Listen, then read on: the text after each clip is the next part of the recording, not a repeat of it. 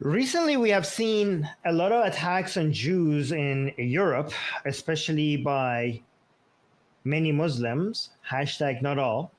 So I've seen a lot of discussions and back and forth regarding whether or not this is because of Islam or is Islam inherently anti-Jewish or this is unrelated to Islam.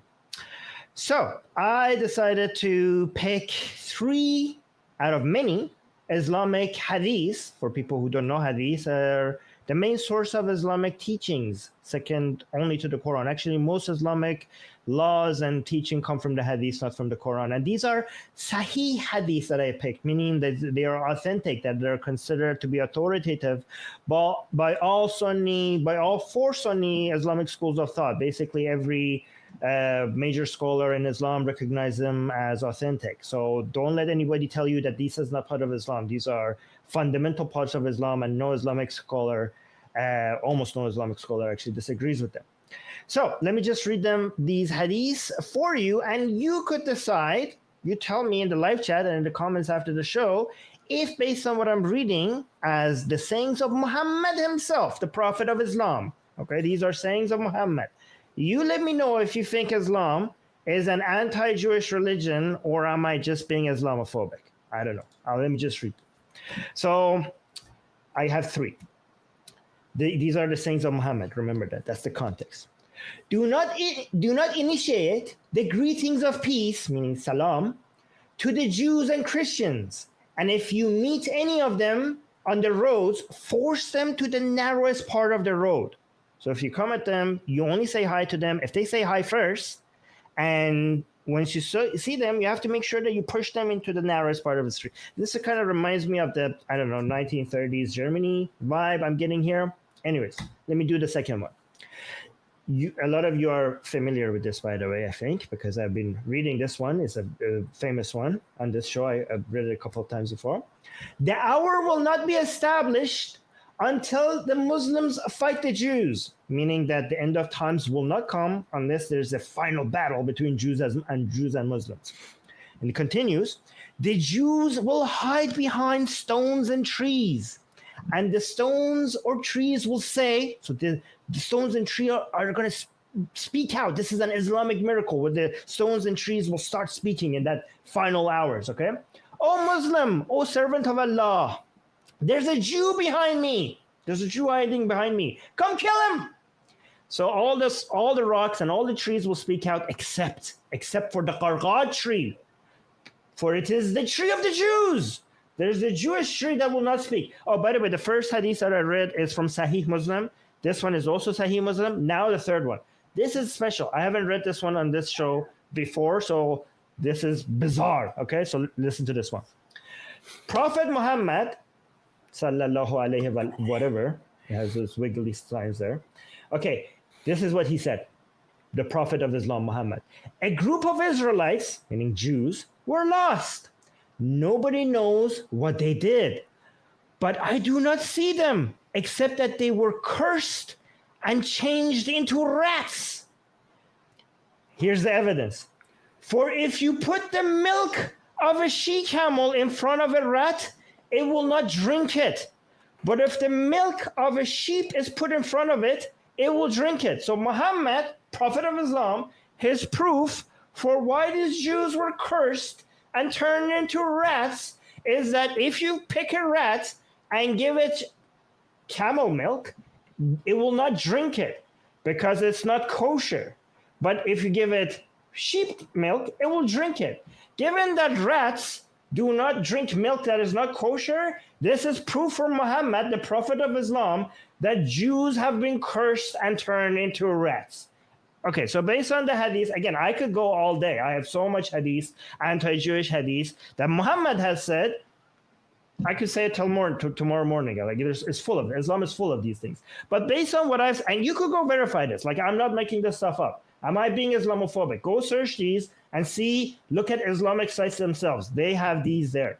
Go pick up the Bukhari or Sahih Muslim books themselves and read them there.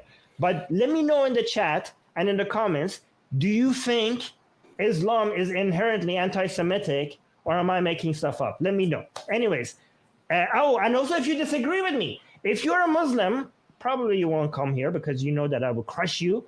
But if you're a Muslim and you disagree with me, and if you think Islam is not anti-Semitic, then call into the show and let me know why am I wrong about all of this, because the show is starting right now.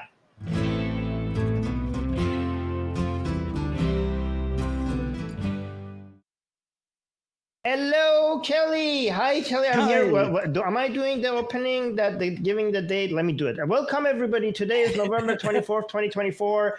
Well, who's the main host? You're the main host, right, Kelley? No, you're the main host. You're on the main host side. Then I'm going to say, I'm just going to read the announcements. Okay, so then in that case, I'm your host, Armin Navabi, and joining me today is Kelley. Hi, Kelley. This is the first time we're co-hosting together. Yes, I'm so excited. I really am. I've been wanting to work with you so bad, and I'm really excited. And then your cold open got me wondering if rats really won't drink camel milk. So I went and looked up if I could find some camel milk in my area. And I was going to go out and buy a rat and some camel milk to check it out. But all I can get around here is powdered camel milk, and I won't drink powdered milk, so I wouldn't expect the rat to either. Yeah, we should do a scientific experiment with that, seeing if that's true or not. I would love to. But what if they don't? But what? No, we should. Like, what if for some other? So okay, we shouldn't do this, because what if for some other weird reason rats actually don't drink camel milk and drink sheep milk? If we conduct that experiment, then Muslims are going to be like, "Oh my God, see, Muhammad was right. This is a miracle. You guys should feel embarrassed." So I don't know. Maybe we should do this experiment in private. By the way, you know what we should actually do? We should make shirts called I'm going to do this on Atheist Republic, but I don't know if other people think it's a good idea. I don't know if YouTube would allow this, but we should make shirts with the tree sign and put the Qarqad Defense Force on it, because the Qarqad is the tree that Jewish people will hide behind where Muslims are trying to come and kill them, and that's the Jewish tree that will not speak. So that would be a cool T-shirt idea, the Qarqad Defense Force. I don't know what do you guys think? Do you think that's a good merch idea? It's not a bad shirt. Yeah. Yeah. Okay. All right. Okay. So, you're gonna do the announcements. You do it. It's up to you if you want to do that. I'll tell you what. I'll do this. The Atheist Experience is a product of the Atheist Community of Austin, a 501c3 nonprofit organization dedicated to the promotion of atheism, critical thinking, secular humanism, and the separation of religion and government. How was that? Did I do well? That was good. And those are all good things that we're fighting for. This is why it's good to be part of this organization. By the way, people in the chat are asking, why are you wearing that tie? So I think this is a good. Well, you know what?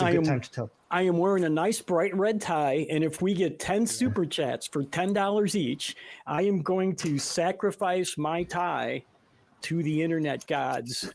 And just as an added bonus, the first person to get a hold of me on Discord, I'll send you the pieces of my tie if you want them. I think we should have set the goal on 20, because I think we're going to get to 10 so easily. It's already 3. We're already 3 out of 10 there. So, the tie is gone. I'm predicting the tie is going to be gone already. I was hoping I'd get rid of it. Yeah. No, you shouldn't say. You should be like, "Oh no, this is my favorite." No, actually, you're right. This is my favorite red tie. It fits my letters so well. Yes. But yeah, maybe next time we should set the goal to 20, because to make it challenging to see if we're going to get there or not. Okay, so what are we doing next? Are you gonna? I think we're going to bring in. I think we're going to do question of the week. Question of the week. Yes. Yeah. Are you going to do that, or am I going to do that? No, you're going to do that. You're going to do that. But because I thought I'm the main host today, I don't have an answer to the question. But let me again. I've got a good one. I got a good one. I could just pretend like you told me before the show. Okay, sounds good. Let's do that. Let's pretend like it was my idea. Okay. Now, we want to do last week's results of Share Your Experience, the question of the week. And last week we asked, complete this sentence. It would be great if atheists stopped blanked. And here are our three favorite answers. From number 3, Miranda Runsberger. Sorry, Miranda, I totally blew your last name. It would be great if atheists stopped driving like idiots.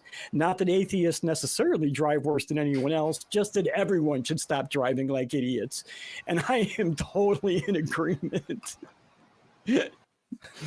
And number 2, Leith Crowther says it would be great if atheists stopped taking the Lord's name in vain, for God's sake. I like that one, honestly. And number 1 answer from Salmon Boy 5000, and I totally agree with this. It would be great if atheists would stop calling religion a mental illness.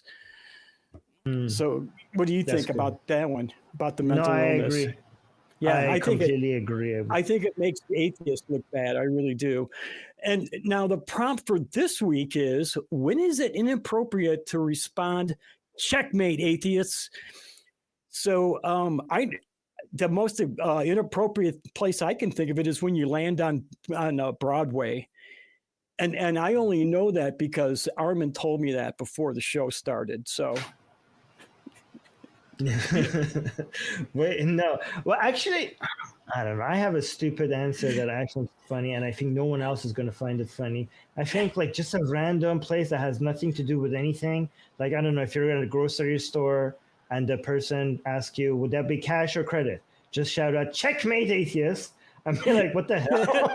It's just so weird and random, and people are going to be like, I don't know. I like awkward moments. I don't know. That's what I came up with.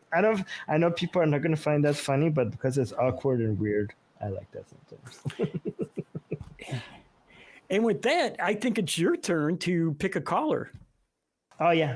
Oh, I'm picking callers? Okay. No, let's pick them together. You're the main host. You're the guy. I'm the guy. Okay, so let's go. What do you think? Should we go with Chuck? I think I'm looking at Chuck and I'm liking it. So sure. Okay, from Chuck from Hawaii, saying scientific evidence for the existence of. Finally! Oh, Kelley, this is the day. Yes. Scientific evidence for the existence of God. I can't believe it. We finally got it. Ready to be a theist today, Kelley? I totally am. I'm totally ready to be convinced. Okay, great. Chuck, we're ready. Me and Kelley are going to become believers today. Give us the scientific evidence. Okay. I think you guys, I don't think you really have a big objection to God himself, but I think your main objection is really to Christianity itself, because the Christian God, Jesus, is the devil. These people are worshiping Satan. And I wanted to kind of give you a kind of a scientific evidence for God. And can you comprehend that matter and the universe is eternal? I can comprehend that. I don't know that it's true. It is an option that I've brought up many a time when people tell me that we could, the only thing was eternal was God, and God made the universe. Well, I don't know why the universe itself can't be eternal. So yeah, I can totally comprehend that. Okay, yeah, sure. Let's all right. comprehend it together. I agree completely with Kelley. Let's just comprehend that the universe might be eternal. Get us to God. Get us there from God. So we're all on the same page. That's something that we can comprehend. Okay. Doesn't make it true. Okay. If you look at oxygen doesn't wear out. It isn't used up, and it doesn't decay away. You breathe it in, it keeps you alive. You breathe it out, it keeps somebody else breathes it in, it keeps them alive, and it keeps on going like that. And all of matter does that. Matter does not decay away. It just keeps on working over and over and over and over again. Well, matter can change its state, though, right? Just like the oxygen changes its state. When you breathe the oxygen in, you turn it into carbon dioxide and exhale that. Okay, but where are you getting with this? Matter will take different forms, but the matter itself will stay. Okay, and what? How's that God? Get us God. I want God from this. Well, because the universe does not work. Something is causing it to work. There's no such thing as gravity. There's no such thing as time. And there's no such thing as subatomic particles. God is holding the whole darn thing together. Look at the atoms. The atoms. Chuck, we're waiting for scientific. Chuck, we're waiting for scientific evidence. We're not waiting for your claims. We're waiting for scientific evidence for your claims. Okay. Right now, you're actually refuting scientific evidence. So I'm really confused.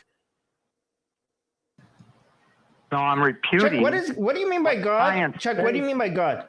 Chuck, what do you mean by God? Well, this invisible being that exists and communicates with people and holds the universe together. Makes the atom. Okay, so where's the scientific evidence? Molecule. So where's the scientific evidence? You promised us scientific evidence for this invisible thing. Wait, is it conscious? Is it self-aware? Can it think? Communicates with us. It must be able to think if it communicates, right? So you're talking about a thinking, self-aware agent that is holding the universe together. Is that your definition of God? Well, that is God. Okay, God so where's is, the scientific evidence? I'm still waiting for scientific evidence. Oh, man. I'm beginning to think you don't understand what the universe does not work. That that's kind of really like. Can we stop for just 1 second? That is really an unacceptable word to use. I'm just going to put that out here. That is a totally unacceptable word to use. Now we can carry on the conversation from that point. Okay, I apologize. No. Okay, Chuck, maybe what you actually meant to say that me and Kelley are not very intelligent, okay? Let's use that language. How about that, okay? And let's assume that's the case. Okay. No. Let's assume that is the case, okay? Hold on, Chuck. Chuck, let's assume that you are more intelligent and me and Kelley are not as intelligent, and it's difficult for us to understand what you're saying, okay? So with that assumption, can you make this simple for us to understand why the things that you're saying is considered scientific evidence for a self-aware entity that is capable of communicating with us? That's the entity that you're trying to show that exists, that is holding the universe together. Because with our lower level of intelligence, we couldn't understand why the things that you said are actually considered scientific evidence for the entity that you're trying to show exists. Can you dumb it down to our level so that we can understand what you're saying? Can you do that? Sure. Can you understand that you breathe in oxygen and you breathe out that exact same molecule of oxygen or atom of oxygen? No, it's not the same molecule. It's the same atom, maybe, but it comes in as O2. It leaves as CO2. Maybe I don't know. That's basic. I think that was elementary level science, unless I'm misremembering everything, huh? So it's not the same molecule. Yes, it is. I don't. Why can't you? Look, you breathe in oxygen. Now the oxygen that you breathe out. I'm sorry, but Armin is right on this. I am a scientist. Okay, I'm going to put my foot down and I'm going to say Armin is correct on this. It is not the same molecule. It may be that the oxygen molecule may be part of a new molecule, but it is not the same molecule. Unless maybe he's talking about the part of the oxygen that doesn't get used up because our lungs are not efficient enough to use every single oxygen molecule that goes in. I'm assuming that when we breathe out, some of the oxygen that we breathe in comes out just the way it was because it wasn't used. So maybe he's talking about that oxygen. But okay, so some of the O2 that comes out in the form of as an atom of a different molecule, not the same molecule, but because biological systems are not 100% efficient, maybe some of them come out in the same exact molecule that they went in. So are you referring to those, Chuck? Do you understand the difference between an atom and a molecule, Chuck? Well, it's hard to have a conversation with you guys. Look, Is there some place on the planet that creates new oxygen for the old oxygen that's used up? Yes. Is there someplace on the planet? Yes, there is in plants. This is something that we all learned in 3rd grade. That animals make carbon dioxide, plants make oxygen, and it's the cycle that creates that makes life happen. Did you not learn this in 3rd grade? Actually, Kelley, let's accept that what he's saying is true. Actually, Chuck, me and you do not understand science, okay? Because I don't even know how this gets us to God. Let's say that our understanding of how molecules work are wrong, and Chuck is right about oxygen and carbon dioxide. I'm just curious to see how this connects us to, even if we live in a world that the scientific explanation of how we breathe and molecules is the same as Chuck is saying. I just want to know how we get from here to God. Like, what do you think, Kelley? Like, should we just accept? Yeah, well, okay, we'll Chuck, just accept it. It's all one. It's all the same molecule.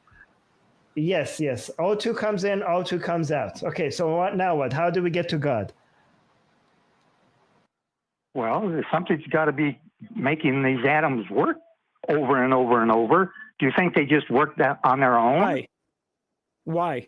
Why does something have to make them work? And what exactly is the work that you think they're doing? Well, they support combustion in your cells and in fires and candles and bonfires and everything else. These oxygen makes the heat, creates the heat and the flame. But it's not used up. It rises up above the flame. It doesn't disappear. There's no place on the planet that's created. Chuck, your argument is that this is happening. So the thing that should be doing this is God. Is that correct? That's your claim, right? Yeah. Okay, so the thing that you just told us is the claim. So when you say it has to be, I hope you're understanding, Chuck, that you are just repeating the claim. So we are trying to understand, you're saying that this is something that is happening in nature and God is doing it. And we're like, me and Kelley are like, oh, you have evidence for it. Let us know what the evidence is. And then when you come back to us, you're saying, well, look at this phenomenon that is happening in nature. God must be doing it. I'm like, okay, Kelley and I heard your claim. Chuck, that's your claim. So where's the evidence? You're like, well, God must be doing it. And we're like, me and Kelley are looking at each other like, okay, is he just repeating the claim? Or are we at some point going to get an evidence for what he's saying? So, Chuck, do you understand when you say God must be doing this and the explanation for this is God? That is not actually evidence. That is just basically repeating your claim in different formats. Do you understand the difference between repeating a claim or providing an evidence for a claim? I can understand what I'm saying. You guys don't seem to have any comprehension. There's no place on the planet that's created new oxygen. Chuck, and it has to be oxygen over and over and over and over and over. You haven't given us any evidence that God is creating the oxygen or holding the oxygen together or whatever. You haven't given us that evidence. You've just told us that's the way it is. And in your mind, that's the only way it can be. Right? Well, I can think of several other ways that things could be. So what we're still asking you for is the evidence of your claim. What is it that you think is solid proof that God is holding this oxygen molecule together? Well, he's the only one that has the power to do that. Now, see, that's another claim. You haven't given us any evidence. You've just said things, right? You've just made another claim to boost your first claim, but you still haven't given us any evidence of anything, let alone scientific evidence. Chuck, let me tell you this, okay? It was actually me that did all of this, okay? I am actually the only one who has the power. I am the one that makes all of this possible, okay? It's me.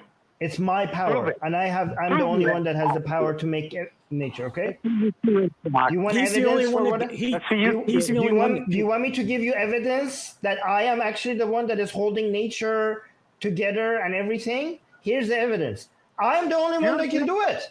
Your lips can say anything. Your lips can say anything, but if you can't do it, then you but you're doing the same Okay. thing, Chuck. You are doing the same thing, and I don't think you realize it because of your faith in God. But what we're hearing is the same thing that Armin just told you. And Right. that's the point, is that you haven't given us any evidence of the claim. You just restated the claim. Well, God did it. Well, how do you know God did it? Because he's the only one that can. That's not scientific evidence in any way, shape, or form, Chuck. Yeah. And Chuck, you call that... ask me for evidence. Ask me for evidence for my claim, because I'm claiming that, the O2 oxygen, you're saying it lasts forever, it doesn't change. Okay, fine, let's accept what you're saying. The reason why the oxygen molecule, at least the atoms never change, okay, is because I'm willing. It's my power. It's my mental power. I'm basically all the molecules and atoms around the world. I am 24/7, I'm holding it the way they are, okay? Ask me for evidence. I will give you evidence. Chuck, ask me for evidence. Ask me for evidence. You Ask don't me for have any evidence. All you're doing is lying. I Your have. lips can say Ask me anything. for evidence. I will give it to you. Ask me for evidence. Say you create oxygen, and let's see you create some Ask me oxygen. for evidence. You guys are crazy. Okay, so you're not going to ask me for evidence, so I'm just going to give it to you, because even I'm going to pretend you asked me for evidence, okay? My evidence is that nobody else can do it other than me. If I'm not doing it, then how is it all staying together? That's the only explanation. There is no other explanation. God is creating. God is making it work. Where's the evidence for that, Chuck? Nothing else. You Where's said the you evidence? had. What's your evidence? You said you had scientific evidence. Where's the evidence for that claim? Your evidence is the same level of my evidence. Your evidence for your claim is at the same level as mine. It's eternal. Oxygen does not wear out. It works over and over and over and over and over again. That's And you not make evidence oxygen, of your you make it claim. do That's that. not evidence that God did it. All you're Oxygen claiming. is eternal. No, Kelley, let's say oxygen is eternal because I am eternal and I have been holding oxygen together the way it is forever, and I will continue to do it forever. That's my evidence for why oxygen is eternal, okay? Why don't you accept my evidence? Let's see you create something. Let's see you fly. Let's see you create anything whatsoever. Well, we get your God to create something for us right now. Then let's see You your know God. what? Watch this. Get your God to make this apple hover right now. If so, you're demanding something of me. Then in that case, I will demand something of your God as well. I can create something right now. Watch. I just created a whole bunch of carbon dioxide. What did you do? A fart? No, I just breathed. I just breathed, Chuck. Yeah, there's no reason to get childish, really, seriously. All I had to do was breathe, and I created carbon dioxide. So yeah, I mean, your evidence is pathetic. Okay, you came here. We got me and Kelley excited. We came here we thought that we're going to become believers. We were waiting for somebody like you to come and give us the proof. We have been waiting for such a long time. And yeah, so it was lame. It was stupid. I'm sorry. Like, that was a waste of time, unfortunately. Let's go to the next question. Okay. Before we do though, can I do some announcements? Yes. No, but before you do the announcement, like I really thought, I'm joking with you. I really thought this is it. Did you not feel like this is it? Like, after all these years, finally we had scientific evidence? I know. I was excited. I really was. I really was. I was hoping for something at least better than, well, it has to be, because that's great scientific proof, right? Well, it has to be. Oh boy, I'm so glad we didn't base our science on just that it has to be. So, but though, as many of you know, we have initiated phase 2 of the Brick Fundraiser. We want to highlight with some of the standout orders that we've received. I'm reading this all wrong. The week's featured brick goes out to Tim and Rhonda from Kentucky in memory of all oppressed people Tim and Rhonda. That's a great brick. That's a great brick. Thank you for your purchase, Tim and Rhonda. And you can get yours at tiny.cc/ACA bricks. You too can be a forever part of the Free Thought Library. I know I got my brick there. I'm pretty proud of it. I even yelled at SR for standing on it. Another way to support us is to send us a super chat. And if we get $10 super chats, I am going to sacrifice my tie right on the air. And if anybody's interested in having it, the first person to get a hold of me on Discord, I'll send it to you for free. So send in those super chats. I'll read them out loud, and I will definitely cut my tie off. I'll give up my red tie that matches my red letter. If you're in the Austin area, follow us on meetup.com. You can keep up with community events. You can see what's going on at tiny.cc/ACA meetup. And we have things like Philosophy Under the Stars, game nights, and more events. They got all kinds of cool stuff that happens there. I actually wish I lived in Austin so I can go participate in more in some of the stuff there, because it looks like a lot of fun. And you can join our weekly watch parties, another thing that they do at the Free Thought Library. And those are on Sundays for live viewings of Talk Heathen and, of course, the Atheist Experience. Every Sunday, doors open at 11. It's a great place for building community. So please like this video, subscribe to the channel, enable notifications, comment below on your favorite caller. And last but not least, I'd like to thank the wonderful, the amazing, the incredible crew. So let's see the crew cam. Thank you, video operators, audio operators, mods, call screeners. Look at what a beautiful group of people there, huh? Awesome. And that's it. That's all my announcements. So it's back to you, Armin. Yeah, guys, we got 3 out of 10 yellow super chats. We have to get to 10 to get the tie cutting thing. Okay, so get us there. All right. Anyways, let's go to how about we go to Jackie? If you want to. Mississippi. Yeah. Okay. Yeah, you might get frustrated, but go ahead. Okay. Really? Okay, let's see. It can't be as bad as the first call. I'm not going to make a judgment call yet. Jackie, hi. Jackie is going to talk to us about religion as the metaphysical basis for our ethical responsibility toward altruism, I think. Okay, Jackie. Hi, Jackie. Jackie, can I just say something before we even get started? Please do not name drop a single person. We want to hear what you have to think.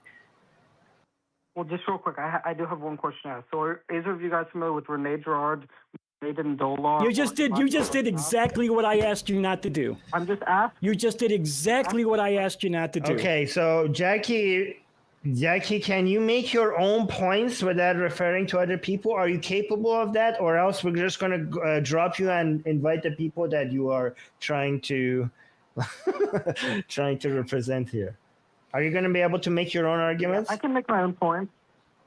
Yes. Okay, go. Make your own what points. I would basically argue is, using the theories of the people I just mentioned, one can argue that we have a metaphysical basis towards ineffable alterity. So what Dolar, I can't remember, would call the object petite a, that is the voice, the ineffable, you could say Lacanian, it's ineffable. You can't understand it, but you have a desire it. It's a cause of desire. And similarly with the concept of the face of the other, I believe, as well as the idea that we have a basic civil consent about not doing sacrifice as a Christianity and Judaism as injections against mimetic violence and desire and scapegoating. Basically, these religious metaphysical axioms give us a reason to you could say have ethical responsibility towards alterity or towards the other, the symbolic big other. Okay, first of all, you suck at explaining things, Jackie. Are you just saying religion makes us start caring about, it comes up with symbolism that makes us use? Hey, I'm talking. Jackie, are you saying that religion gives us symbolisms as an excuse for us to promote sacrifice for the sake of others? Is that what you're saying? Like promote a culture of sacrificing things that might be in your interest for the sake of having relationship with others, and that's what religion is promoting. Oh. What I'm saying is religion as the symbolic big other gives us an ethical responsibility towards alterity. Okay, so religion becomes this big other that when we sacrifice things towards it, it gives us like a practice to sacrifice things for the sake of others, right? No, it's against sacrifice. It prevents sacrifice. It prevents scapegoating. It prevents scapegoating by the ethical assumption of the metaphysics of transcendence. Wait, how is it against sacrificing? Religion is all about sacrificing for God, and this is why, again, for the sake of the Gerard's concept that we have mimetic desire, and this mimetic desire leads to mimetic conflict, and in the Gerardian conception. Jackie, you really, really suck at explaining things. Yeah, dude, you know like that? here, Jackie, can I say something to you right now? We are both not philosophy majors, okay? You have to take what you are saying to us and explain it to us as if we were children. And you're not able, you are saying things that are just going, and like Armin said, you're really bad at explaining stuff. Okay, it's almost like you're just reading out of this philosopher's book, right? And honestly, I don't give a shit about philosophy. I don't really care about philosophy at all. Go ahead, Armin. Kelley, Go ahead.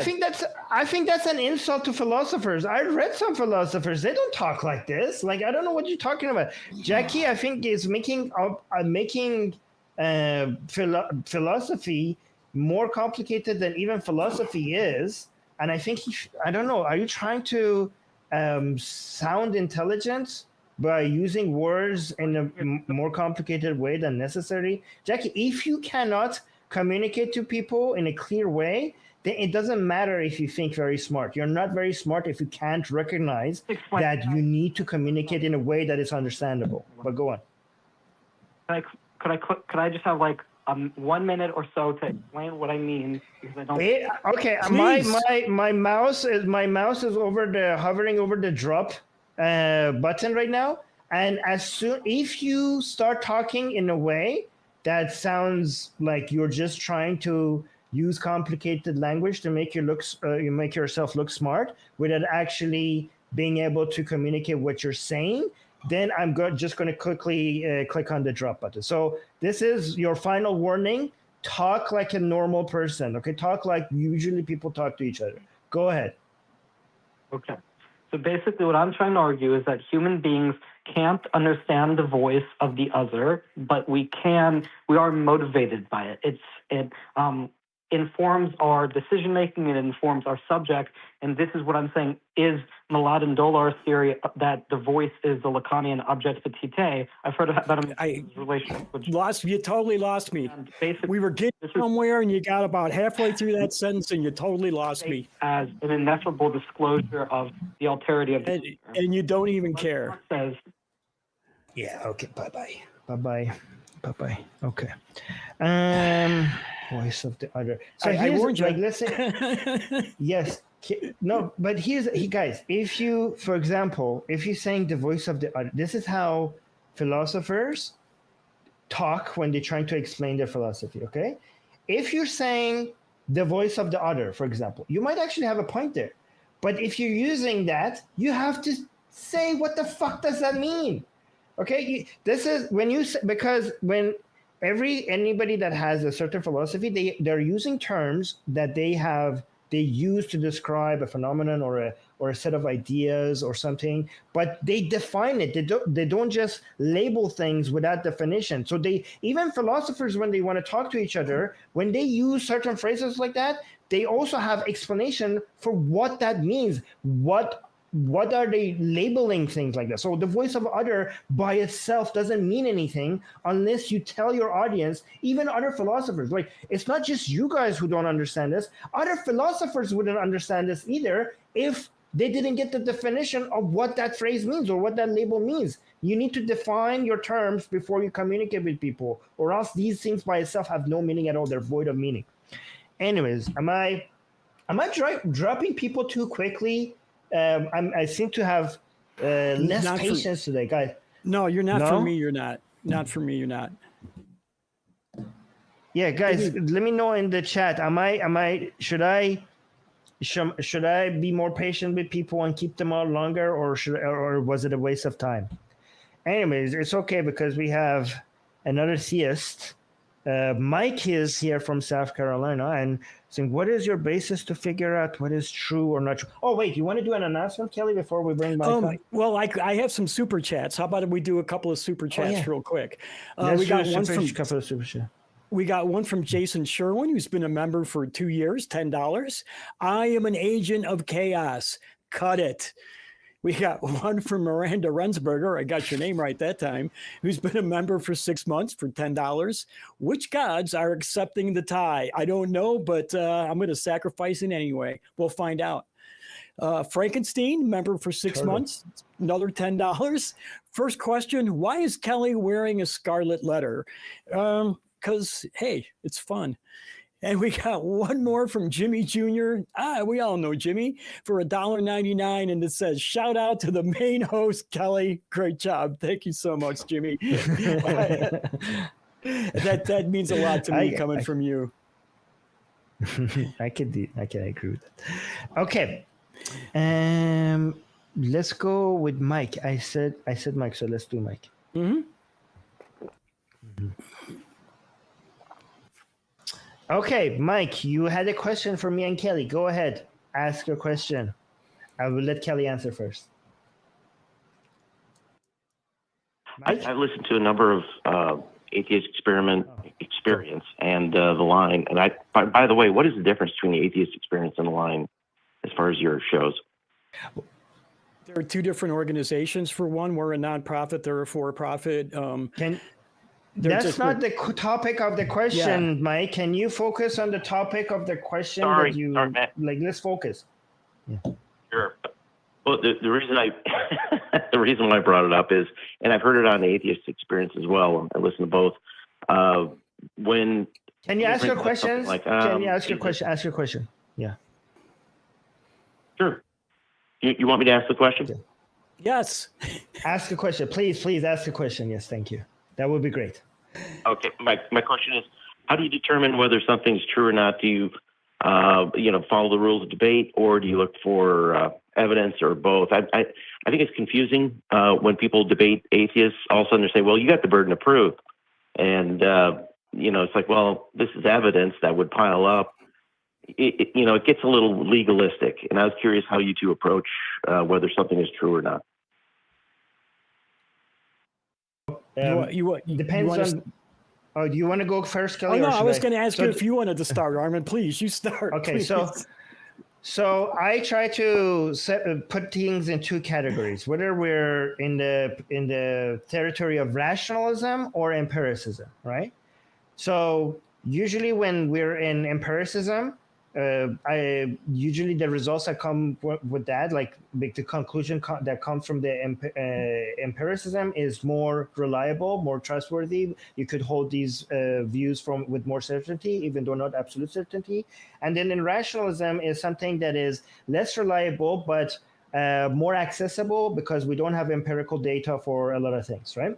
So when it comes to empirical claims, based on what we have seen, based on the results, the modern scientific method seems to be the most reliable method of figuring out whether empirical claims are true or not.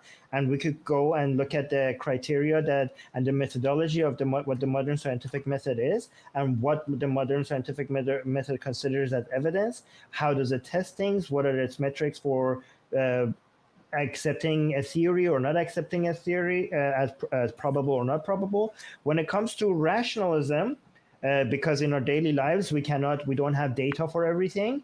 The second best tool that we have in our toolkit is rationalism, even though it's not as good as the empirical scientific method, because there's so many things that we have to come with a conclusion with. We go with rationalism, and when it comes to this category, the critical thinking skills, knowing fallacies, understanding what's a fallacious argument and what is not a fallacious argument. There are There are around, if you know 10 to 20 logical fallacies and try to practice them in debates and try to recognize fallacious arguments in other people's arguments, and more importantly, if you could catch yourself or let other people catch you making logical fallacies, that's, I think, the best way. That has been proven to be the best way of figuring out which arguments are the most rational or not. So which one of these two categories are you talking about? Because overall, the tools to finding the truth that people have offered is empiricism, rationalism, faith, and gut revelations, and gut feelings. So those last three seem to suck based on their performance, based on the results that we've seen. The two first one that I mentioned, empiricism and rationalism, seem to be performing better, with empiricism being the best one with a huge margin. Yeah, I mean, if you have current evidence, yeah, empiricism, that sounds like the way to go. I like the, you call it rationalism with the logical fallacies. I found that very interesting to catch other people and myself doing that. I like that a lot. What do you do about historical evidence, like George Washington? How would you prove him? So because I myself, I'm not an expert into going out and finding historical evidence, I use Occam's razor and come up with go appeal to experts. So remember, appealing to experts is not a fallacy, it's appeal to false experts that is a fallacy, right? So given, I could come using Occam's razor, I would argue that it's very unlikely for something that most historians that spend their time and their career into, finding and investigating, if many historians on something are in agreement on something, using Occam's razor, I will come up with the conclusion that they're probably right. If they're in disagreement on something, I will be, well, then I don't know. I have no business in claiming that which position is the most likely. But if with the historical claim, if the expert in the field are aligned, then using Occam's razor, I will come up with the conclusion that that's probably the most justified position to have, even if it's untrue. Like, I'm not going to be married to it. I'm just saying it's justified for me to have this position for now, unless there is the evidence comes and contradicts it, and the experts in the field change their opinions about it. So there's a difference between truth and what is justified for us to believe in at the moment. So sometimes maybe the position that is justified for you to hold, because, actually I should say, when you ask about the truth, we could actually never get to the truth. What we can get is a way for us to reliably say that this is more likely closer to the truth, right? Not 100%. So that's the best we can do. We could never get to the truth itself, but we could say that this is likely closer to the truth, but it could also be farther from the truth. But given that the methodology that we use are methods that have been shown to be likely the most effective ones, I could reliably say that the conclusion is a justified position for me to have. Does that make sense? Yeah, no, I agree. You guys are different from each one of you. Well, you're all different people, but that is not what went down as far as I was listening to, the Matthew or whoever the older guy is that runs these things, I guess, or some of them. Kelley, I'm curious what your opinion is. And what if I want to believe in something? It was. If I want to believe in 100% something, I need unambiguous empirical proof of that thing. Otherwise, I'm in a position just like Armin was saying. Do I think this is most likely true? Yes, but I'm not going to commit 100% to it unless I have that unambiguous empirical evidence. Otherwise, I can't know for sure, 100% for sure. So that's what I look for to find truth. Otherwise, I can say this is most likely true, but I don't know 100% for fact. Like, I couldn't tell you 100% for fact that George Washington existed. I do believe that he probably and most likely did because of all the evidence that we have from his time period. We have like written letters from him. We have eyewitness accounts of him. We have correspondence between him and other people. We have an estate that he lived at and ran. So there's like all this evidence, but I wasn't there. I didn't meet George Washington, so I can't say 100%, but I would say I'm 98% sure he existed. So does that help? Does that explain my position? Yeah, and for what it's worth, I agree with both of you guys 100%, not 98%. How's that? Yeah, okay. So Here's Yeah. all right. Now, George Go Washington on. doesn't matter as much as somebody who affects your life. So, not forget, but you look at George Washington and it's like, man, I'm not certain. I was listening to an argument with it was like a child. He was like, I don't know, young teenager. And they're just like, no, we're not going to accept anything as far as Jesus, from Tacticus, I can't pronounce him, and some of the other people that were close to his era. They were just throwing it all out and like, nope. And I was like, wow. I mean, I thought everybody understood that Jesus did exist and that he did do certain things. So in the tomb was Jesus' empty. They existence just went is not the bonkers. main. I was like, wow. No, so Jesus's existence is not the main issue. Okay, whether he was the main. I think the important part is. So basically, when I'm not sure about this, but when I look at most biblical scholars, they seem to believe, most of them, that this Jesus character was based on a historical figure, somebody. Okay, there are some people who disagree with that, and but it seems like most biblical scholars, both secular and Christian, they do agree that there was somebody there that did something, right? But that's not as important when it comes to claims on Christianity.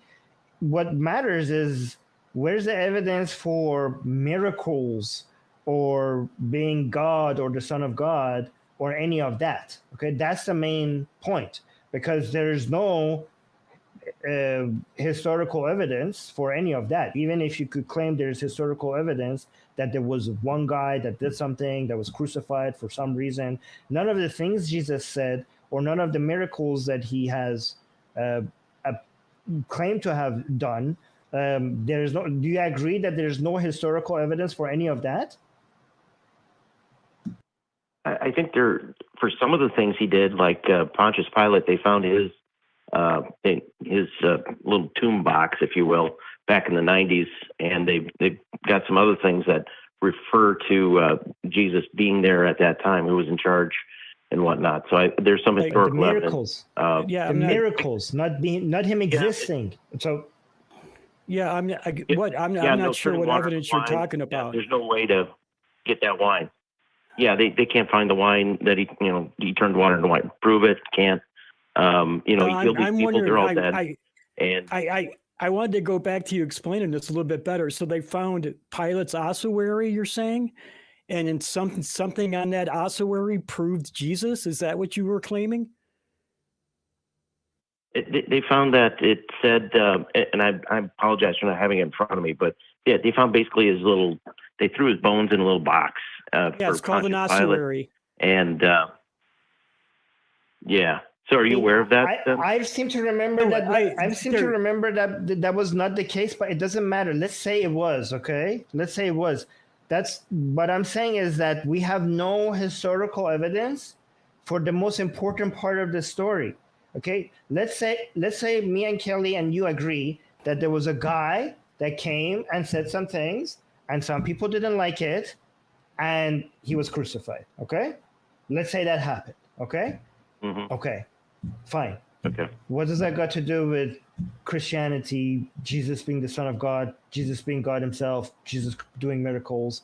Let's say we have absolute evidence, undeniable evidence that there was a guy at that time that said some things. Some people around that place didn't like it, and they asked the Romans to kill this guy, and the Romans said sure, and they crucified him. End of story. The most important parts of the story is missing. The evidence for the most important parts of the story that turns Christianity true. Is there any evidence for any of that? Well, that's where the burden of proof and trying to approach from a debate point of view gets kind sketchy, or I think it gets away from the truth. You can only prove that Jesus rose, or you can add evidence. You can't prove anything, but you can add evidence. Like if his body was there, it's like, look, he's dead. There's the body. And if it's not there, then you've got nothing. It's like, well, so we're not trying to prove anything. Something happened. So Mike, let's just categorize things. Let's be organized about our thoughts here, okay? So I'm going to be a little bit picky about the language that we use here, okay? So when we're talking about proving, we're mostly talking about math or deductive reasoning, or programming or something like that. So we're trying to, because proof assumes that we could get to certainty. Instead of proving something, let's just try to find enough evidence, not to prove something that is true, just find enough evidence to justify believing in something, right? So I'm not even going to claim that Jesus did not do any miracles or he's not God. Let's say he is God and he did miracles. You agreed earlier, you said you agree with me and Kelley earlier. If we don't find any evidence for it, even if it happened, we're not justified in believing in it, right? Even if it did happen, okay? So forget proving. Right. Proving is for math and some other parts of deductive reasoning. Let's see if we could find enough evidence to justify us believing that those miracles happened. Do we have such evidence? Yes or no? We have. I think we have last man standing evidence, and by people's reaction evidence. Okay, so you're saying because a lot of people said. So I'm not sure if you're saying this. When you're saying reaction, okay, actually I'm not gonna assume what you're saying. Explain that to me. I stopped myself from assuming what you're gonna say. So go ahead. Explain what that means. Yeah. First of all, 100% with we can't prove anything. We're just looking at evidence. Where's the evidence go? Okay, Does it pile up? Is it meaningful? So all in on that. But as far as the evidence goes, the Romans were very efficient at killing people. They knew what they were doing, and this Jesus was a problem. And they're like, make it go away, put it in there, and they put a guard on there because they suspected somebody might try and steal his body and say all this stuff. Okay, so, Mike, these are okay. So wait. You're referring to the stories. Okay, so first of all, everything you're saying, we have no idea if any of this happened. Okay, this is not something because you said we're looking at evidence. So the stories that is mentioned, because if you're telling me that they put a guard on there and this happened, that happened, your source is right now the Bible. So if you're using the Bible as a source of what happened, well, the same source says the miracle has happened. So if I'm going to believe that the guard was there at this time and this happened, then why I should believe the rest of the story as well, with the miracles, So I don't think like what the Bible says is considered evidence because that's just the story that people wrote on a piece of paper a couple of years after this whole event supposedly happened. So, evidence. This is not considered evidence when it comes to historical standards. But go on. Well, what you mean is it's not strong evidence. I mean, it is evidence. The question is, can you, corroborate it with anything else?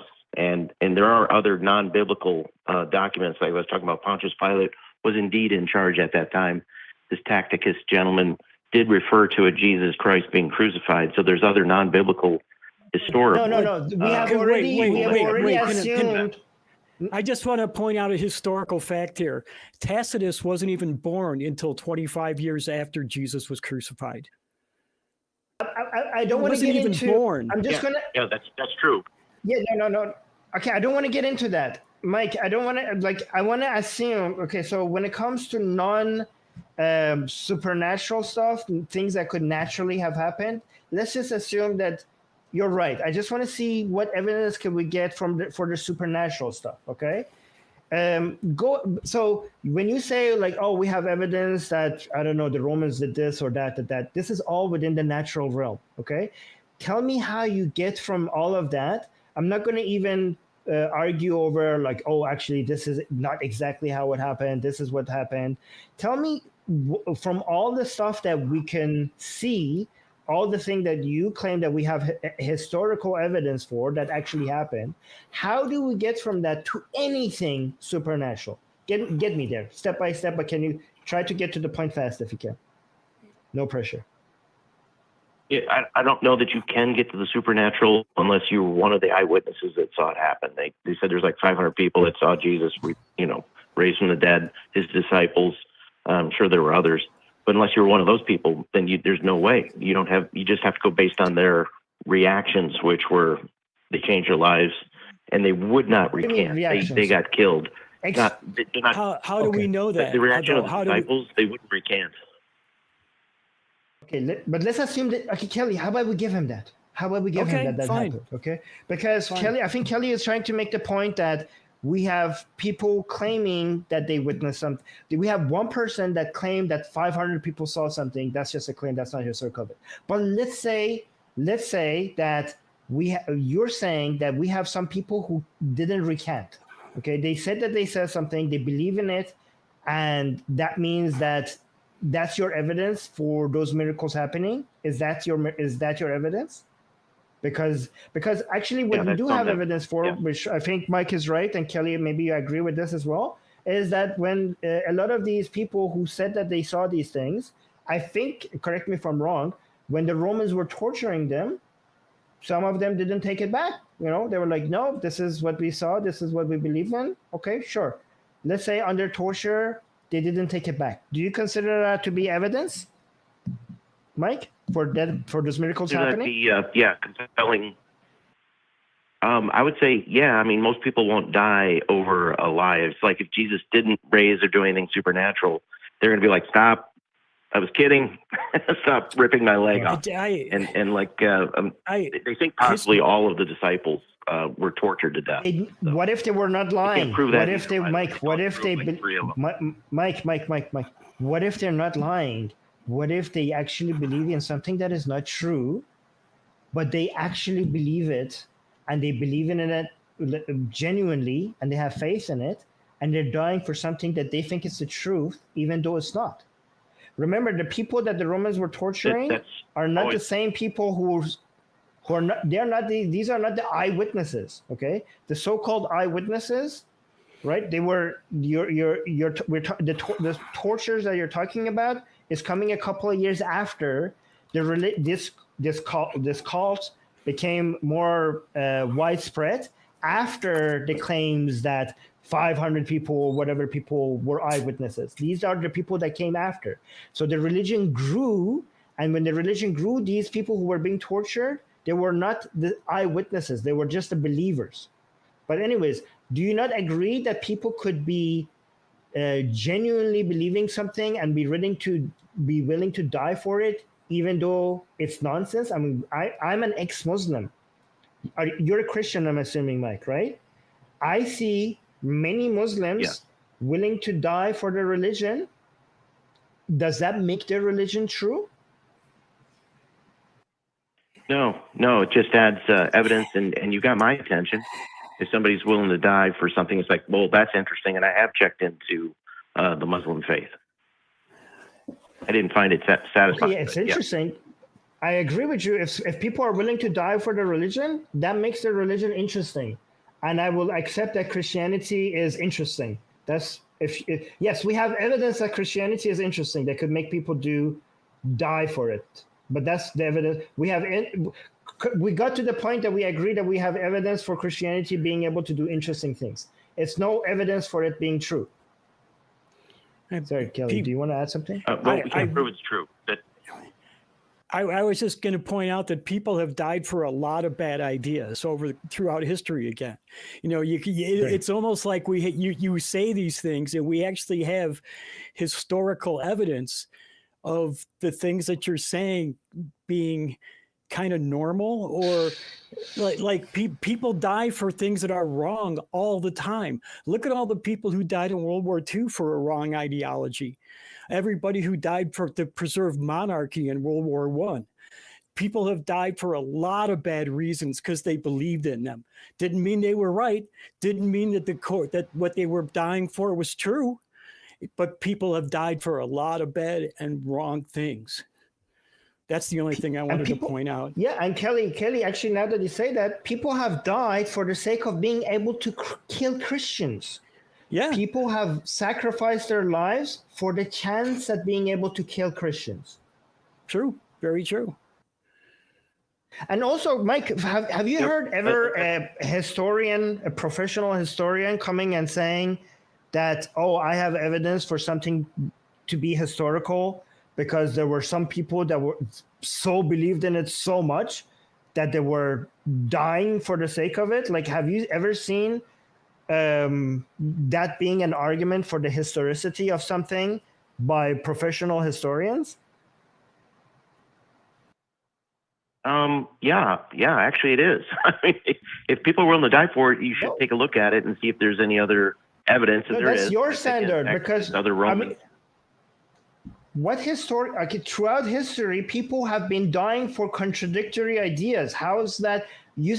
I think you're moving the goalposts, because you keep saying, I'm saying, is this evidence for this being true? And you're saying, oh, we should take a look at it. Of course, we should be taking a look at this. We should be taking a look at this, even if people are not dying for it. It's a historical thing. It's a major religion. Even if it was a small cult, we should be looking at it. Like, oh, it makes it interesting. Are we looking for evidence for something being interesting or worth looking at, or are you? Because you notice how you change the standard. I'm asking you if you have evidence for something being true. You're saying that I have evidence for this being interesting because, look, people are dying for it, so that's interesting. We should take a look at it. But that's not what we were looking for at the beginning. I was asking you if you have evidence for this being true, the miracles being true, not if you have evidence for something to be worthy of looking at. I will give you that. Is Christianity worth studying, worth looking at it? Even without that, I would consider it worth looking at and worth studying. Islam, even small little cults are worth looking at and studying. So do you have evidence for the miracles being true? Well, to answer your question, people willing to die for something, I think it adds evidence to it, and it is interesting. It does both. And then you got to look at, because it's interesting, you look into what did Jesus say, and everybody else is like, Muslims are like, oh, you get 72 virgins, you got Mormons, you get your own planet, that sounds nice. Jesus is like, forgive your enemies. Like, well, what? You know, he's totally different. And he's like, I'm the only one that's going to help you. Wait a minute. You don't just, like, that's not all you get. That's not all you get. So, I mean, you get totally eternity different. in heaven too. You left that out. You get, you do get rewarded in Christianity too. You get eternity in heaven. That's just like the Mormons' planet or the 72 virgins. I don't know why you like kind of ignored that, because that is like a major point of Christianity, isn't it? That you get to live in heaven in paradise for eternity. And then you're saying that there's not a reason to do it for a personal reason for yourself. There totally is. There is a reward. If you don't like God, heaven is awful, because then you got this guy who you hate and you're around him forever. Then why would you be a Christian? Like God. If you hated God, then why would you be a Christian? I don't. It was like my point went right over your head there. I'm not sure you understand. That's what a non-Christian is. Okay, so yeah, if you hate God and you love your own can we get back to the historicity of the miracles? Because is that okay? Yeah. I just want to I just want Mike to you understand what just happened. Okay, you started the call by asking us, how do we know something is true? Okay, so I think the better way to ask that is, how do we know something is more likely true, right? And one way that I pick the tools that I told you, like when I said empiricism and rationalism, mostly empiricism, is not just because we believe it for the sake of, like, why do we believe in the modern scientific method? Is that just something that we dogmatically believe in? Is that something that we just repeat it because it just sounds good? No, because it has a record of giving us results that have explanatory power, that have predictive power, that they are non-contradictory, and many other metrics. Okay, but so that's how you decide if your methodology in getting closer to the truth works or not. So let's apply that to your methodology and what you consider to be evidence. You're saying that if certain people believe something strong enough to be willing to die for it, that is evidence towards that what they're claiming to be true. That methodology gives you random answers that are contradictory to each other. So if I use your standard to figure out what is true, then Hindus would have evidence for their claim. Muslims would have evidence for their claim. Christians would have evidence for their claim. Jews would have evidence for their claim. A lot of tiny little cults would have. Nazis would have evidence for their claims. A lot of these people will have evidence for their claims. And because, so I look at your methodology, because it gives me a lot of random conclusions that don't have explanatory power, they don't have predictive power, and more importantly, they seem to be self-contradictory, I will basically consider your methodology as not a reliable way to get to the closer to the truth. Does that make sense? Can I answer that? Yeah. Please. Yes, go ahead. No, and you got to let me finish. Give me 10 seconds here, but that is evidence. Okay. It's not complete evidence at all, but it's some evidence that it might be true. We're trying to get towards the truth. If someone's willing to die for something, that is some evidence. And it might be, if you're talking what is it all evidence sorts of of? other religions, that is some evidence.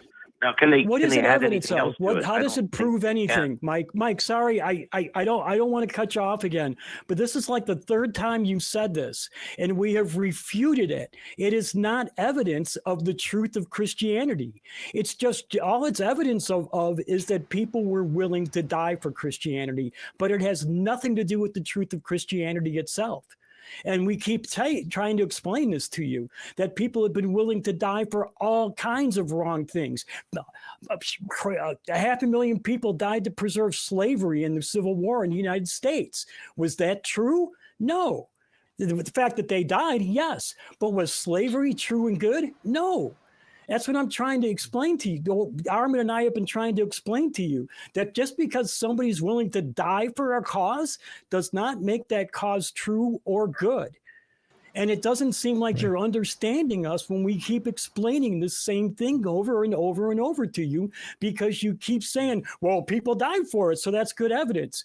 Well, you know what? It might be evidence, but it's really, really bad evidence. And honestly, I don't really care about evidence. What I care about is proof. And that is not proof of anything that you're trying to prove. Sorry, but it just isn't. So, Mike, when you say this is evidence that shows that it might be true, okay? So, first of all, we were already in the might be true. Might be true is already true. Is already true for everything. Okay, there is nothing that doesn't apply to, like.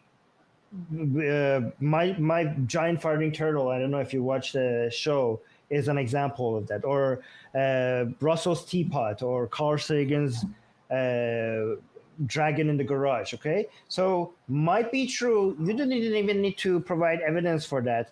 When it comes to might be true, that applies to almost everything, right? So that's not something to brag about. If you find evidence that makes that shows something might be true, you haven't accomplished anything, right?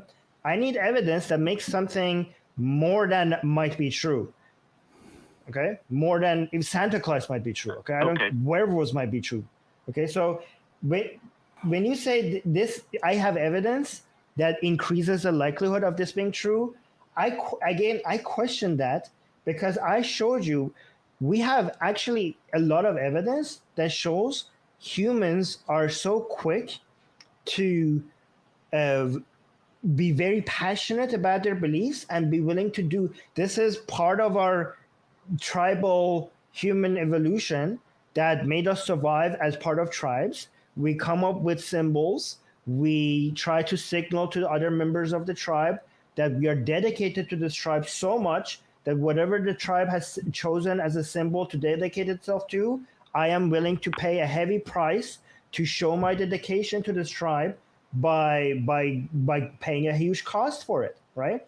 It's a human desire. This is how I show my position in this tribe as a valuable member of this tribe, by paying the highest cost for my membership. This is something that we see historically everywhere as part of the.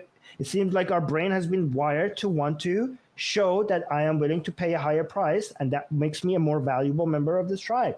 So given that it's so common, given that it's everywhere, given that we have explanation for why humans behave this way, given that the conclusions that come out of this, given that people are willing to pay a heavy price for views that are self-contradictory, it doesn't seem to even slightly increase the chance of it being true. I mean, and even if it did, it would increase it by an epsilon, not, because for me to consider something justified to believe in, you have to bring me at least above 50%. If the chance of something was, I don't know, close to zero, like slightly above 0%, and you managed to bring it slightly higher than that, like let's say it was 1/10 of 1%, and now is 2/10 of 1%, you're still so far away from 50% that it's not worth me considering as a justified true belief yet. Does that make sense? Can I answer that? Yeah. Let's go ahead. Just because something is, I first of all, I disagree that it's some common thing. I don't want to talk about it necessarily, but that it's common that people are willing to die all the time to get into the group or whatever. I didn't say die. I didn't say die. I said pay a heavy price. I said pay a heavy price. Well, that's not the same as dying, because we're talking about dying. That's two different things. So dying is the ultimate price. So we're talking dying. That narrows the field down. And if the early Christians weren't willing to die, well, that would kind of knock them out of competition right away for being truthful. It's a basic requirement. If this is really true, you should be willing. Early Christians with Romans putting a sword to them, they should be willing to die. If they weren't, then it's like maybe Jesus wasn't what he said he was. Maybe they're making it up. Okay, Mike, let me agree with you something. Mike, I would agree with you something. It's good evidence that they believed that they were right. It's really good evidence that they believed that they were right. It's not good evidence that they were right. Okay, for example, kamikaze pilots for Japan, right? They sacrificed their planes, right, to kill themselves for the sake of imperialist Japan. The fact that they did that, to me, is good evidence that those pilots sacrificed their life for something that they believed that was true. That doesn't mean that the emperor was God or that their bizarre ideology was true. It just shows me that the Japanese pilots, good evidence, likely believed that they were dying for a worthy cause. It doesn't show that their ideology was right, and it doesn't show that they were dying for a worthy cause, but it shows that they believed it. Yep, I agree with that. And just because people are willing to die for it, great example, the Japanese fleet. They thought their emperor was God, or he said he was, and they did die. I agree. But if you're not willing to die for it, that's kind of a minimum requirement for commitment. And then the next thing would be a lot of other people's lives were changed. You could say, well, that happened in some other religions too. Mike, do you believe the world is flat or some close to sphere shape? The evidence that I've seen shows that it's round. Okay. I think it's how many people have died for that? How many people have died for the sake of making the point that the Earth is sphere-like close to sphere? Again, I'm saying close to sphere so that the people in the chat don't know. Oh, it's not exact. Yeah. Okay. So zero. Maybe zero. I think close to zero. I'm not sure if there's any, but it's placing. Do you think? Let's say if it comes out that it's zero, are you going to be like, well, I'm not going to take this claim seriously because it shows a lack of commitment? It's going to factor in. Yes, it will. Yes. It factors in. It's going to factor into everybody. Do you have weird, Mike? Do you have weird standards? Dude, yeah, you have a completely different way of coming to the truth than I do. Completely different. And I'm not sure. Fact, how would you do it? Go ahead, Armin. Go ahead. No, go ahead, Kelley. Sorry. I'm about to say, you've been doing awesome without me. So go ahead. No, go ahead. I forgot what I was going to say now, honestly. Oh, sorry. I interrupted no, you. that's fine. That's fine. But it. I just said you have my attention. We were talking about the guy for something. You got my attention. And we were talking about the different ways we arrive at truth. And I'm wondering how you figure out what, you asked us how we did it. Now I'm wondering how you come to the truth, because it seems like you're coming to what you think are truths that I would never, ever accept as a truth. So I'm wondering what your path to truth is. Oh, well, I mean, it seemed like it was a big point in history. We named our calendar, we're in the year 2024. That's not what I asked you. I asked you how you arrive at what is true, Mike. That was what you called to ask us, right?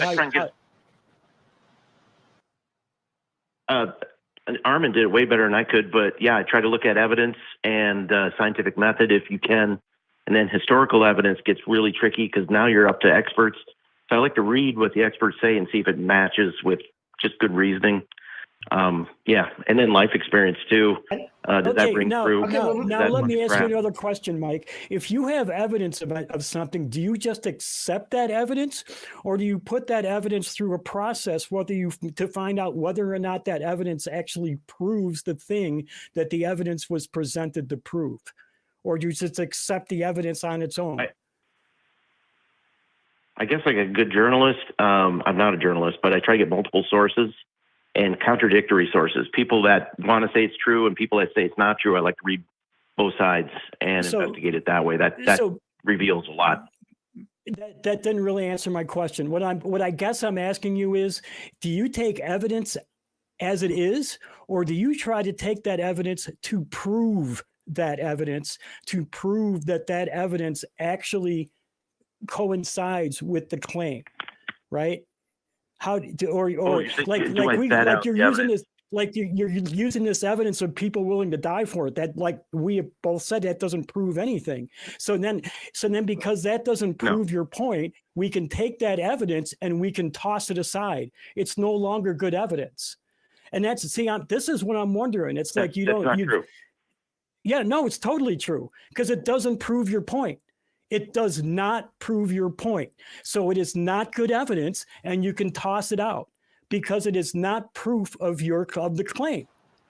It's not. It's just a thing. It's a partial. No, it doesn't prove it. It doesn't prove it in any way, shape, or form. And we have shown you that by giving you dozens of examples of other things that people were willing to die for that were not really true. So I don't, we have done that. We've given you like a dozen examples, and you still cling to this as good evidence. It's not. It's really, really bad evidence because it doesn't prove your claim in any way, shape, or form. It doesn't even give us a reasonable doubt that the claim is true, because that evidence can be used for so many things that are false as well. Well, it's a minimum requirement for big ideas. It is, if people are willing to die for it. Whether you agree with that or not, that's true. So, Mike, we're going on this is a bit circular. I just want to say that just remember that you changed what you were fighting for in the middle of the conversation, right? So when you say, all I'm saying that you have my attention, okay? I'm going to agree with you. Any ideology that has people that are willing to die for that idea, if you say, then, okay, that gets my attention, it gets my attention as well. But that was not the question. The question is like, is this a good standard? If your question is this a good standard for what they're claiming is true? It's a horrible standard. If your question is this a good standard for things worthy of us paying attention to? I completely agree. If people are dying for their ideas, it's worth paying attention to.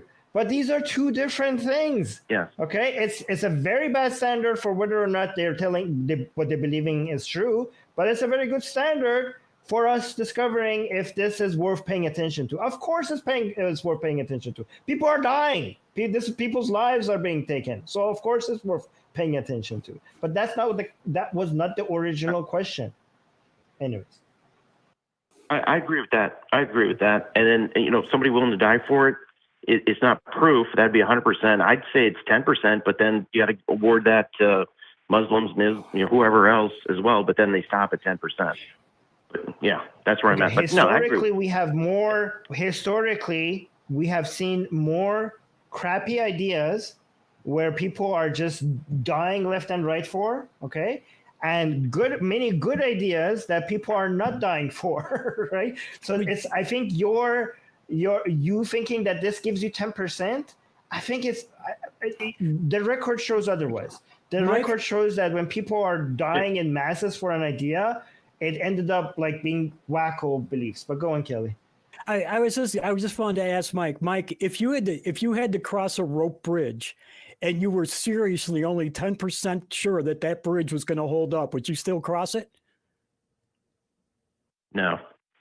Okay, then why are you using 10% of something to think that something is true?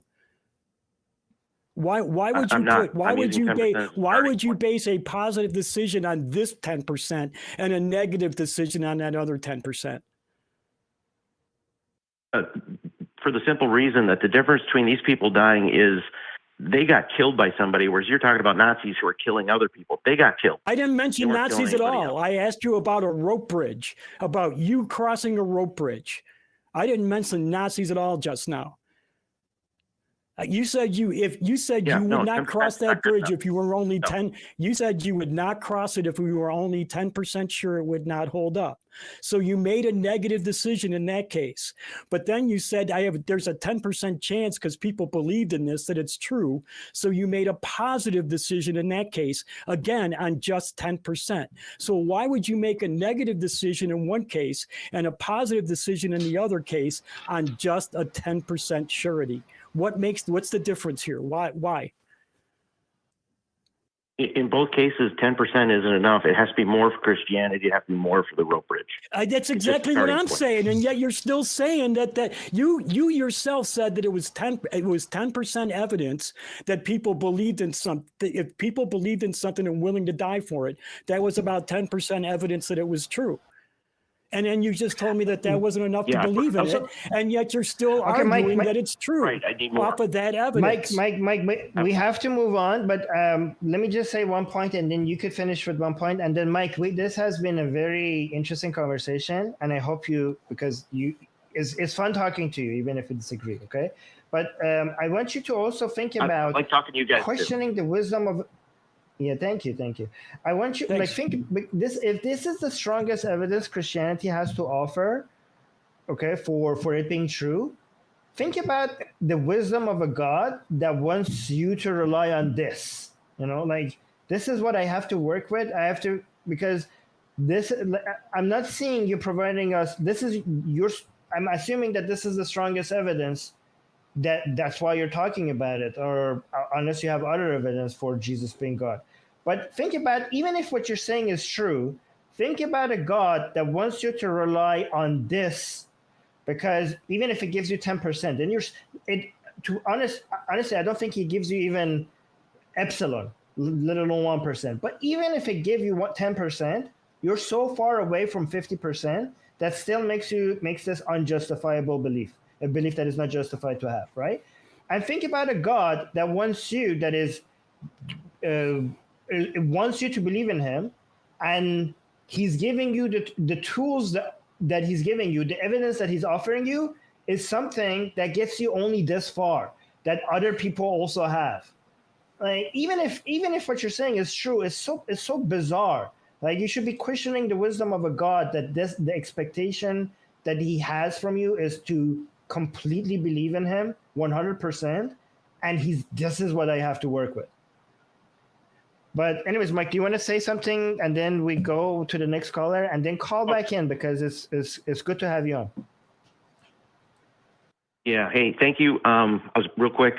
I didn't start out believing in Jesus because of the resurrection. I started out because of science, and I'd like to talk about that another time. And then I was stuck with which religion is right, and then I ended up with Jesus. That's how I went, just so you know. Cool. Let's talk about that next time you call, because it's good to talk. All right. Thank you, gentlemen. Take care. Okay. Thank you for that. Was good. I enjoyed that call. Yeah. Kelley, I don't think the point is for us to agree. I think the point is if we could understand each other and if we could carry a conversation that's what we should be able to demonstrate, because society is going to continue having atheists and theists. All right, we should be able to have conversations with each other.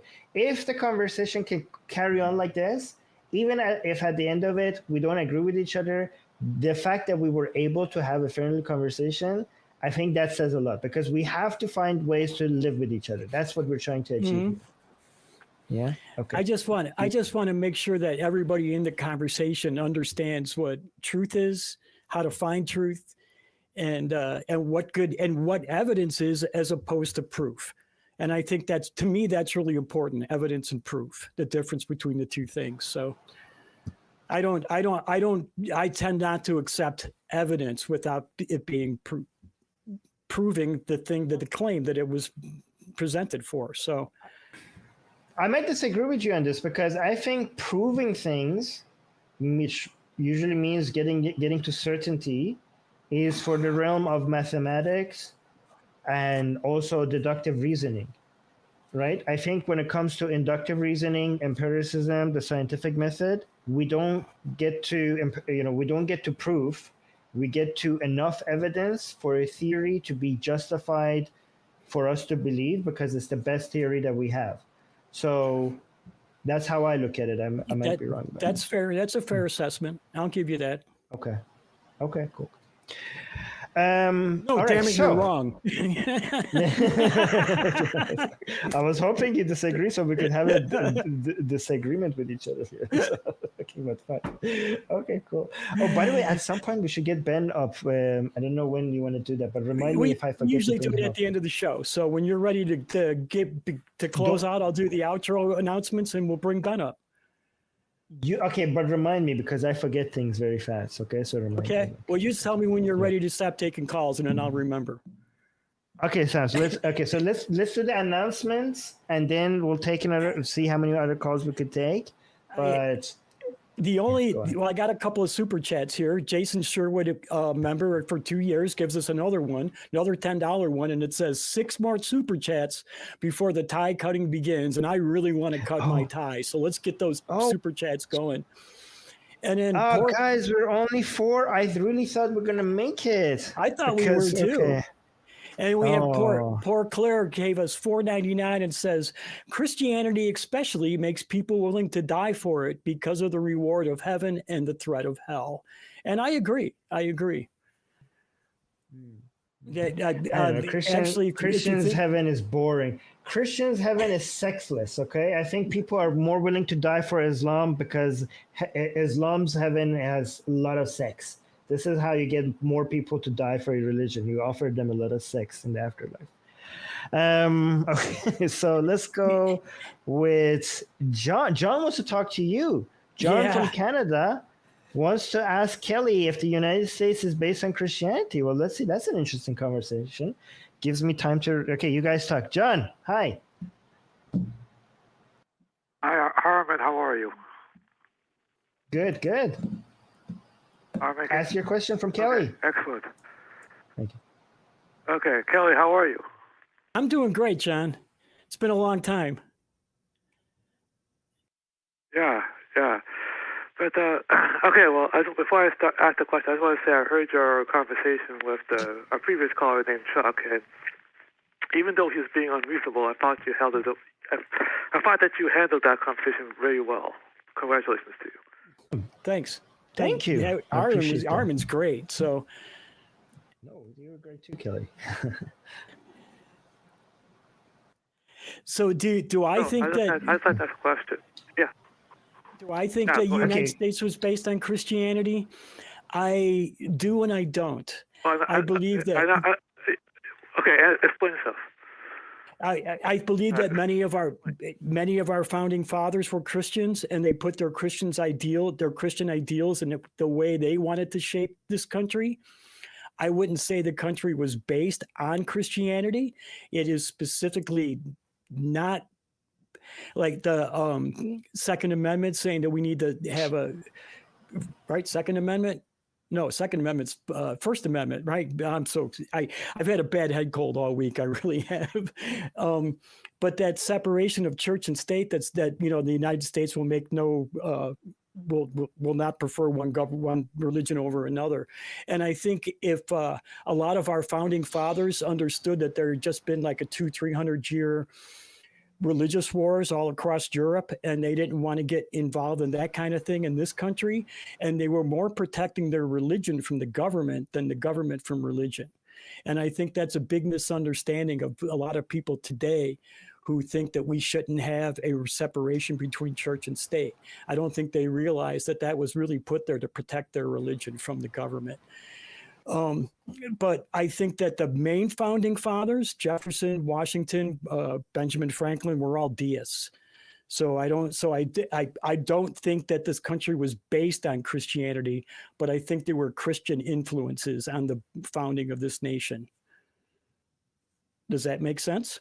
So are you saying that? Okay, let's see if I can word this properly. Are you saying that the government can't tell anyone in the country or the country itself, the citizens, that you're going to follow Christianity or any other religion? Like, you're free to practice any religion that you want. Is that what you're saying? Yeah, that's what you're saying. Yeah, that's what it says in the Constitution. Right.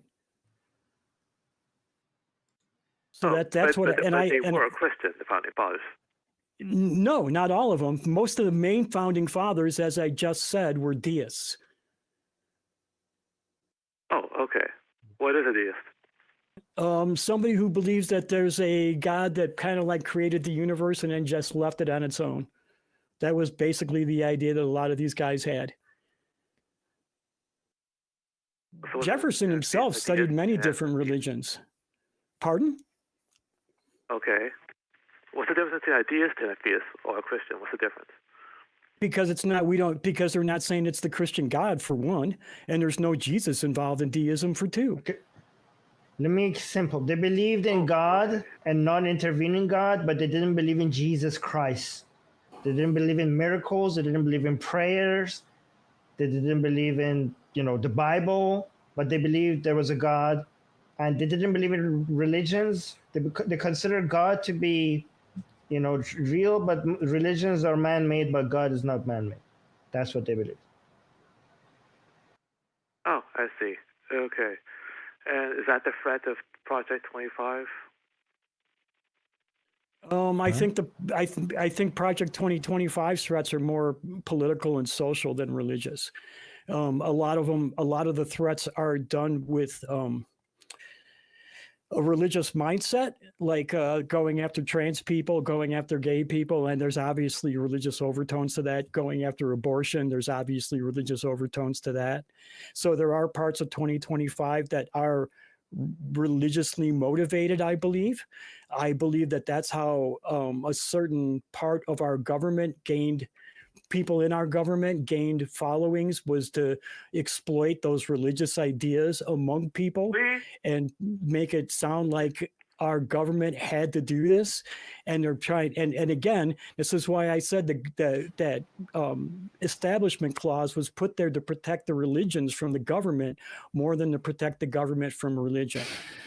Because what had now, let's say the next president decides that Presbyterianism is the new national religion, and then when he's gone, a Catholic gets elected, and he says, "Oh, now everybody who is Presbyterian has to go to jail." And then the next president is Confucianist, and then he says, "Well, all the Presbyterians and all the Catholics got to go to jail now." And that's exactly what happened throughout Europe for hundreds of years before we established this country. That's why the Establishment Clause was put there, was to protect people and their religion from the government. Oh, that's excellent. All you have to do is look at the history of the Tudors in England, Henry VIII and his children, and see what happened there. That's a really good example. And this was within the same time period. It was actually, to the colonies, this was less time than it is to the Civil War for us. So this was within social memory. that Catholics were burned at the stake, and then 10 years later, Protestants were burned at the stake, and then 10 years later, Catholics were being burned at the stake, and 10 years later, it was Protestants again. Okay. John, I think you got your answer. Okay, I think I did. Well, thank you for talking to me, gentlemen. Have a good night. Thank you, John. Thanks for being Thank cool. you, John. It's good to hear from you again. Yes. Thank you for that. Okay, I think that was the.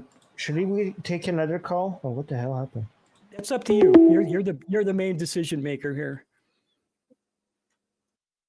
What the hell just happened? I don't know. No, I heard a Okay, noise. let's not take any more call. Let's take Ben. We're already gone over time, I think. Bring Ben up, and you could read the super chats, guys. We're 7 out of 10. We 7 out of 10. We'll start with the super chats. Jason Sherwood, my last donation for the night. Everyone give to see the fun. Far Vision, $10. Let's break the ties of religion. I love that. Benjamin Clodfelter, $9.99. I think that counts. The U.S. is based on Christianity in the same way that Santa is. That's pretty good. Yeah. Absolutely. Oh, God. Reindeer, And there's Guys, Ben. Christmas trees. Hey, And there's Ben. How's it going? And there's everyone? our amazing Ben Clodfelter, who stepped up and was our backup host today at last minute. So thank you for that, Ben. My pleasure. Happy to be here. No, this is Well- great. This is my first time hosting with both Kelley and Ben, so this is a very special time. This is great. I'm happy. I was really excited to host with you today. I really, really was. Yeah. Oh, guys, let's just talk randomly about whatever, because we have only 2 more super chats left before we could get the tie cutting. keep it thing. going. We got everyone, one from please. Curious Nerd Kiddies for Czar 70, which I'm assuming counts. Is the red letter A meant to also reference the scarlet letter? And are you cutting the red tie because of a certain politician who wears red ties? Please tell the stories. AE, you do a great work. The scarlet letter was, I believe, designed by Christopher Hitchens, and it stands for atheism. But I do use the scarlet letter reference all the time when people ask, and I'm not sure how to answer if it's going to go over well or not. And I'll often say, well, it's a scarlet letter. What do you think? Am I cutting the red tie because of a certain politician? No, I'm just cutting this tie because it happens to be the one I had to cut. So, and thank you We're for 9 out the of 10. compliment. One more left. One more super chat left. $10 super chat left to get to tie cutting. Okay, so read this one. Hopefully we get one more. Blind Limey says Ben is the only person in the ACA with a beard as magnificently ginger as mine. And he does have a coming, great Blind beard, Limey. I gotta say. Oh, we got 10. We got to number got it? 10. Oh, Okay, yes. yes. Morgan saying, let's go, Morgan. Here we go. I knew we were going to make it. Here we go. Sweet. Awesome. Yay. Well done, everyone. And the first, if somebody really wants this, I will give it away for free. Just the first person to get a hold of me on Discord. You can have all 3 pieces. That's great. And also, Jonathan, thank you so much, Jonathan, saying fine. Thank you so much. That's what I knew it. I knew this is the. Do you not believe in me? Like, have faith in me? I told you I control the universe. I told you. It's all coming together. I We told you understand. that a tie will be cut, and it happened. See, people didn't think like right at the end of the show. And we got one more. Jonathan France 199 says fine. Well, now that tie is not fun. No, that tie is not It is very fine. frayed. Thanks again, Ben, for stepping up for me today. Oh, my pleasure. Glad I can be All right, here. guys. And I By guess the way, we just to go ahead. You go ahead. but I just want to remind people that do not support us financially if you're struggling financially. And I have good news for you. Okay, so first of all, do not support us or anyone else if you're struggling financially. However, there is a way that you could support this channel without spending a cent. There's this thing called a like button. Okay, it's right down here somewhere. Okay, and that really is effective in supporting this channel. So please go ahead with the low price of $0.00. You could support us by just clicking the like button. So go ahead and do that. Thank you. And Anyways. I want to remind everybody before we close out that the prompt for this week is, when is it inappropriate to respond to checkmate atheists? Get your answer in the comments below, not in the chat, and we may read yours next week at the beginning of the episode.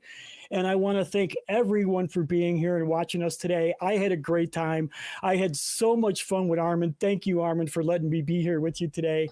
And Thank you. it was a real pleasure for me. And I want everyone to think about, actually, don't think about it. Be here next week, 4:30 p.m. Central Time, next Sunday. Join us for another episode of Atheist Experience. Goodbye, everyone. Bye, everyone. I was going to say, when is it inappropriate to say checkmate atheist is when you're sitting in the flaming pits of hell. That's not really a good time to say checkmate atheist.